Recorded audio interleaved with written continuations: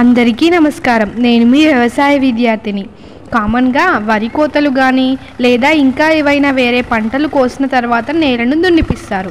ఇలా దున్నించినప్పుడు కొంగలు కానీ లేదా వేరే ఇతర పక్షులు కానీ ఎందుకు వస్తాయో ఎవరికైనా తెలుసా? తెలిసిన వాళ్ళు కమెంట్ చేయండి. తెలియని వాళ్ళు ఈ వీడియోని లాస్ట్ వరకు చూడండి.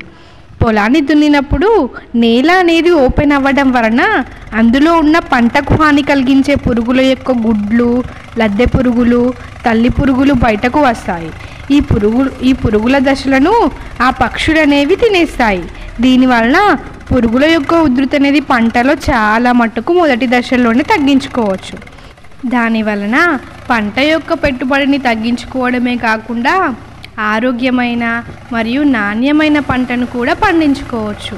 మరి ఇలాంటి ఎన్నో ఉపయోగపడే వీడియోల కోసం నా ఛానల్ని సబ్స్క్రైబ్ చేసుకోండి.